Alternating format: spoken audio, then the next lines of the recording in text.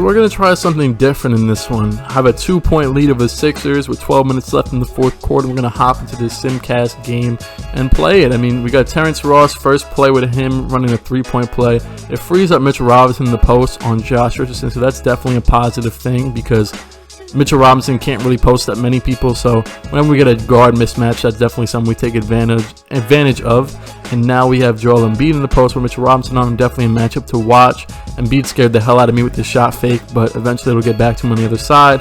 Embiid's going to post up, fade away over Robinson. I didn't really get a contest, but I guess Mitchell Robinson just being there changes or alters his shot. Speaking of the same thing, though, I mean, Mitchell Robinson gets his shot altered by Embiid, so Embiid can do it on both ends of the floor. And Ben Simmons just kind of bullies Dennis Smith Jr. to the rack. So as you'll see right here, I sub in Ntilikina. I wasn't trying to watch that whole fourth quarter, definitely not. And we're going to run a play here for Rudy Gay to try to get him open at the top of the key. Gay frees up. I could have waited like a second more, but I didn't really know at that point. And could have shot the three, but we get to the rack and B couldn't really do anything there. He was too deep into the paint. Look at Terrence Ross outside right corner for three. Definitely something good to see from our newest acquisition. Down to RJ Barrett here, and there's not really much time left on the clock. I tried to run a play for Ross, and the Ross wasn't really a second option with not a lot of time on the shot clock. And man, I don't know how the hell that happened, but I guess we're making the finals, so that's cool. Terrence Ross pick and roll here with Rudy Gay. Ross rolling and one over Al Horford, so that's definitely another promising thing to see for our newest acquisition. Fast break here. Rudy Gay throws it over to RJ Barrett. Back to Gay, left corner. That's green light, and I'm just happy that isn't Marcus Morris anymore, honestly. It would have taken him like 7 years to get that jump shot off. Throwing it down here to Mitchell Robinson, and for some reason he has the audacity to do a hop step, but it works out. RJ Barrett wide open, right wing three. So things are going well right now. Now, I'll just break it to you now. This isn't going to go too well. Julius running on the post with Al Horford, and yeah, it's just not going to work out. I kind of want to always see how well Randall fares against certain power forwards that can defend him, but right there it doesn't really work out. Speaking of not working out, I mean, Ben Simmons, I usually get a lot of our looks off of the fast break, and Ben Simmons, when you got a 6'10 point guard just kind of standing there waiting to intercept your passes, it's not really the easiest thing in the world. Terrence Ross, another tough layup because I don't know, man. Joel Embiid gets swatted away by Mitchell Robinson. So once again, I mean, Mitch is kind of winning this matchup as of right now. There's a few Joel Embiid buckets. Obviously, you see the score rising that I didn't show, but whatever. Right here, once again, Mitchell Robinson, red contest on Embiid over to Julius Randle. And yeah, I just always like to attempt shots at him wherever they are, even if he has the cold symbol, because, like, you know, he usually doesn't do a lot of bad stuff for us. So it's always good to give Randle his looks. Right here, running a play for Rudy Gay. He's going to get the screen here for Mitchell Robinson. Roll to the rack. Robinson, that is. And now Gay cannot get the foul from Joel Embiid. Robinson right there to clean it up like a man amongst boys right now, even though the guy guarding him is like a 90-something overall. So, I mean, it's definitely very impressive from him. Although that wasn't really that impressive from Randle. Now we're starting to see a little bit more of his defensive lapses within the past few games. And, yeah, it's not really going too well now. We had a lead for a little while there. Josh Richardson just comes out of nowhere and just steals the ball. It's kind of rare that the CPU is actually that smart to do that, but whatever. Rudy Gay drops the ball and to the rack, swatted away by Al Horford. Things aren't going too well, but right here we're going to throw it into Terrence Ross. Going on, Tobias Harris isn't the greatest defender. Ross just sauces him to the basket. I don't really know at this point. Ross is kind of just dominating. I feel like this should... Oh, wait, hold on one second. We just fouled Ben Simmons. I don't know why the hell they allowed that to happen, but we fouled Simmons down by 3 points. He hits one free throw, so now we're down by 4. Trying to get an open 3 here quickly and throw it over to Rudy Gay. This usually works, but because Al Horford is Al Horford, he just comes in and steals it. So, I don't know, man. I guess we're unlucky there, but it was a cool game. You know, we had some solid outlooks from a few guys, and we'll see what happens after this. I mean, we'll go... Oh, boy. Dennis Smith Jr., our first injury of the season, 6 to 8 weeks with a hyperextended left shoulder. What are we going to do now? We have to figure out what to do with the point guard position. I mean, Elfrid Payton, Frank Ntilikina, they're both there. But at the end of the day, I decided to go with RJ Barrett. Now, Dotson at the 2, RJ at the 1. I decided to go with RJ because for some reason, I mean, I guess I know the reason because he's a pretty solid playmaker, but he's leading the team in assists per game. So I decided, you know what? We might as well just see what happens. I haven't been the happiest with Dennis Smith Jr.'s production, so we might as well just see what happens. And, well, RJ Barrett, I mean, 17 points, 10 assists, 9 rebounds, almost a triple-double, and 6 for 9 shooting in his first game of PG. Although we did lose to the Cavs because for some reason they're good in this game. I don't know, man. The Knicks and the Cavs and the Celtics, top 3 of the East, you would have never expected that, but whatever. 17 points, 10 assists, 9 rebounds against the Cavs.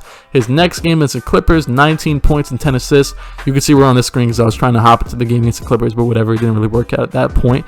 We will see later on in the video, though, we do eventually get into one with them, so that's cool. But oh boy, just as an injury was starting to be solid for us and actually show us something positive, I mean, this can't be positive regardless of who has to step up. We just lost our best player on the team, Julius Randle, 4 to 6 weeks with a pulled right hamstring. What are we going to do for this one now? They're telling me I can play Randle 26 minutes per game and kind of rough him through it, but hell no. I'm not risking making him injury prone like how Smith Jr. is. So instead, we'll completely take him out of the rotation. Kevin Knox, he gets 30 minutes a game instead at the starting small forward, moving Rudy Gay over to the power forward because he's a solid rebounder, better rebounder than Knox. He played power forward in the Spurs system, so it should be serviceable for the time being. We have to move Luke Cornett into the bench as well because I'm not trying to give anybody too many minutes and just kill them like I already did with the other star players.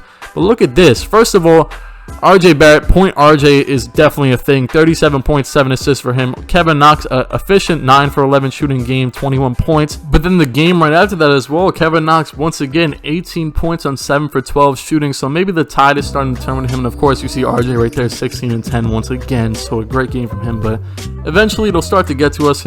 Defense is kind of non-existent with Rudy Gay and Kevin Knox at the 4 and 3. So LeBron and Anthony Davis just completely torch us in this game when we lose by 32 to the Lakers. So I don't know. It's not going to be a long-term change, of course, once Julius Randle comes back. But Kevin Knox, I mean, he's definitely impressing. It's not really something to deny. I mean, at this point, I'm kind of getting excited for Knox's play because although he'll definitely move back to the bench once Randle comes back, I like that he's finally kind of reassuring himself as like a good NBA player, and he's definitely hopping out of a sort of sophomore slump that he was going through for the beginning of the season. Now, we're still in a 5-game losing streak though, because obviously a large part defense and then just not having Randle, our best player. So somehow we stood in a game with the Clippers for 3 quarters and we get our opportunity to hop into a game against them.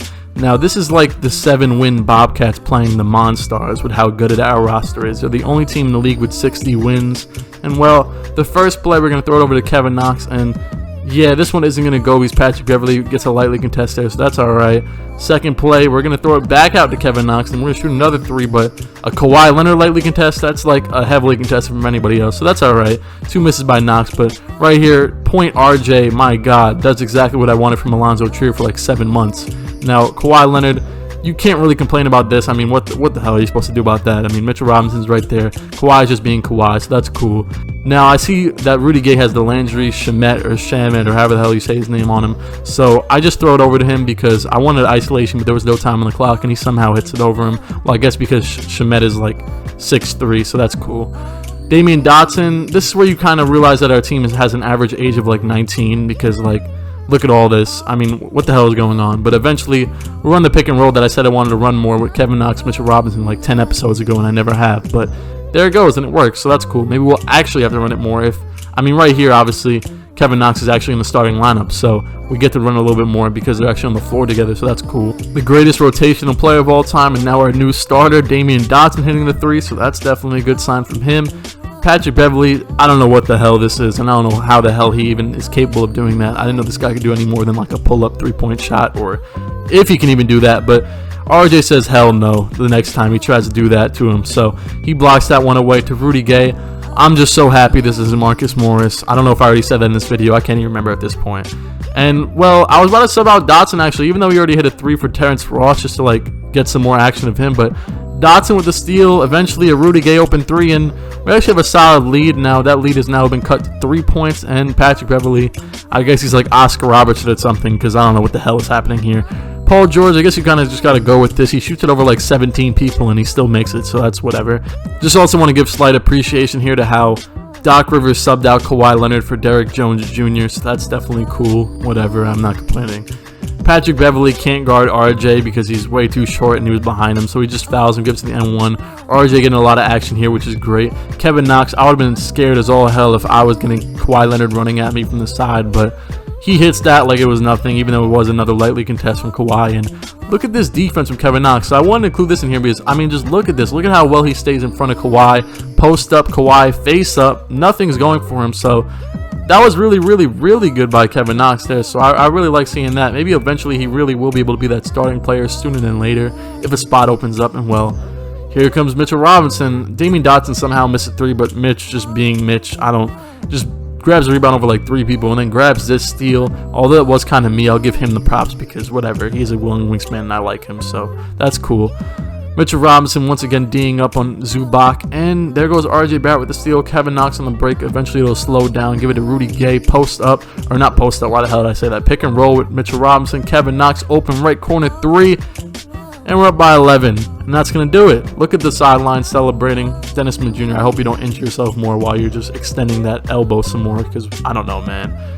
End of regulation, we win this game, and that's an incredible win to see that our new acquisitions can actually do something without the best player there. Obviously, Julius Randle has solidified himself. He still leads his team in scoring, so to see those new acquisitions we traded for actually putting in consistent impact even without Randle and winning games is fantastic. Now, for RJ Barrett, Point RJ might be a real thing. I mean, look at these numbers. These are undeniable. He might be better just slotted at the point guard position. I mean, he gets the ball more, gets more assists. He's already getting more assists than Dennis Smith Jr. when he's at the 2. So we'll definitely keep an eye on this as Dennis Smith Jr. further recovers from his injury. And then Damian Dotson, I have nothing to complain about here. I mean, he has some off nights, but really not many at all. He doesn't shoot a lot. He just kind of does what he has to do. Comes and hits some threes. And for the most part, Rudy Gay and RJ Barrett can hold down the scoring load in the starting lineup anyway. So he's playing fine by me. Solid play by him. Now, Dennis Smith Jr. and his injury might have kind of been a blessing in disguise. Not that I don't want him in the rotation, but maybe we figured out that we can actually move him comfortably to the backup PG position where he kind of plays better whenever I'm playing with him personally. So maybe that'll work out. Right now, he still has 4 to 6 weeks left to go in his injury. So we'll see if RJ does drop off at any point at PG. Sure, DSJ can go back there. And then in terms of Julius Randle, thankfully, he's recovered a lot better than Smith Jr., a lot faster. He's day-to-day, so we'll see him back out on the court soon. But that's all I've got for this one, and I'm out. Cut.